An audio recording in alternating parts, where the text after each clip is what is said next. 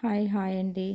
నోటికి ఎంతో టేస్టీగా, రుచిగా ఉండే చికెన్ గ్రేవీ కర్రీ నా స్టైల్‌లో నేనెలా చేస్తానో ఒకసారి చూపిస్తాను రండి. బాగా ఆకలితో ఉన్న వాళ్ళకి ఎవరికైనా సరే ఈ చికెన్ గ్రేవీ కర్రీ వేసి అన్నం పెట్టామనుకోండి, వాళ్ళు ఒక్క మెతుకు కూడా మిగల్చరండి. బాగా ఎంజాయ్ చేస్తారు ఈ కర్రీని. ముందుగా దీనికి మసాలా ప్రిపేర్ చేసుకుందాము. స్టవ్ ఆన్ చేసి కడాయి పెట్టుకొని ధనియాలు, చెక్క, లవంగాలు, ఒక ఇలాచి ఇవన్నీ రోస్ట్ చేసుకొని మిక్సీ జార్లో వేసుకుందాం. అదే మిక్సీ జార్లో అల్లం వెల్లుల్లి కూడా వేసేసుకొని, దీనిలో మెయిన్ ఇంగ్రీడియంట్ పచ్చి కొబ్బరి అండి ఈ కర్రీలో. ఇవన్నీ వేసేసుకొని మిక్సీ చేసి పక్కన పెట్టుకుందామండి. అదే ప్యాన్లో ఆయిల్ వేసుకుందామండి. కొంచెం ఆయిల్ ఎక్కువే పడుతుంది, ఒక 4 to 5 టేబుల్ స్పూన్స్ ఆయిల్ వేసుకొని, ఆయిల్ హీట్ అయిన తర్వాత ఆనియన్స్, చిల్లీస్ వేసుకొని ఫ్రై చేసుకుందామండి. ఇదే ఆనియన్స్లో కొంచెం పసుపు, కొంచెం సాల్ట్ వేసుకొని ఫ్రై చేసుకుందాం. దానివల్ల ఆనియన్స్ తొందరగా ఫ్రై అయిపోతాయి కదా.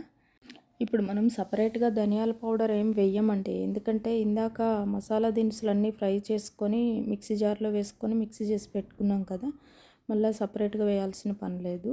ఇప్పుడు ఇదే కడాయిలో మనం వాష్ చేసి పెట్టుకున్న పుదీనా ఉంది కదా, ఆ పుదీనా వేసేసుకొని అది కొంచెం మగ్గే వరకు కలిపి మూత పెట్టుకోవాలండి.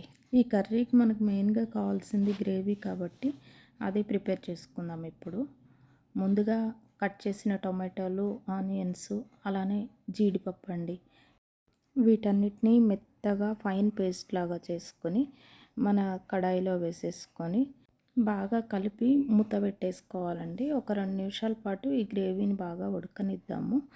తర్వాత మూత ఓపెన్ చేసుకొని అల్లం వెల్లుల్లి పేస్ట్ వేసుకొని మళ్ళీ మరొక్కసారి కలుపుకుందామండి. ఈ అల్లం వెల్లుల్లి వేసేది నా దగ్గర క్లిప్పింగ్ మిస్ అయింది, మీరు వేసుకోండి. ఇదే పాయింట్లో మనం చికెన్ అంతా యాడ్ చేసుకొని దానిలో ఉప్పు, కారం తగినంత వేసి కలిపేసుకోండి. నేను ఎక్కువగా చికెన్లో కల్లుప్పే వేస్తానండి.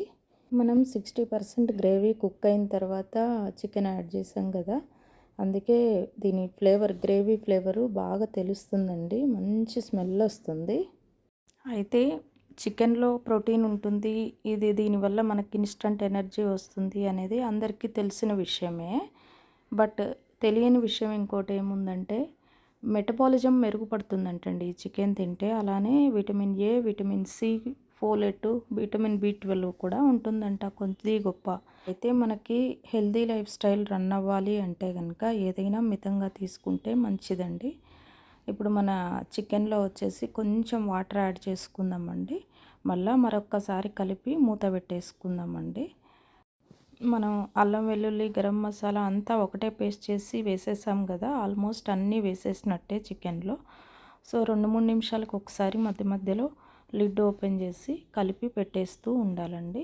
ఒక 5 మినిట్స్ పాటు అయిన తర్వాత మన చికెన్ రెడీ అయిపోయిందండి. ఇప్పుడు వచ్చేసి మూత ఓపెన్ చేసి మన కొత్తిమీర వేసుకుందామండి. ఫైనల్గా కొత్తిమీర వేసుకుంటే చూడండి ఎంత కలర్ఫుల్గా ఉందో, చూడటానికి ఎమ్మీ ఎమ్మీ, టేస్టీ, నాకే నోరూరిపోతుంది, అంత బాగుందన్నమాట చూడటానికి. ఇంకా తింటే అద్భుతంగా ఉంటుంది, చాలా మంచి ఫ్లేవర్ వస్తుందండి. ఈ చికెన్లోకి మనము ఇడ్లీ అయినా, దోశ అయినా, రోటీ అయినా ఏదైనా తినొచ్చు. నేనైతే రోటీ చేశానండి. రోటీ రెడీ అయ్యేదాకా కూడా మా బాబు ఆగట్లేడండి, మధ్య మధ్యలో వచ్చి నేను టేస్ట్ చేస్తా అని చెప్పేసి ఒక్కొక్క పీసు లేపేస్తున్నాడండి. అంత బాగుందంటండి కర్రీ.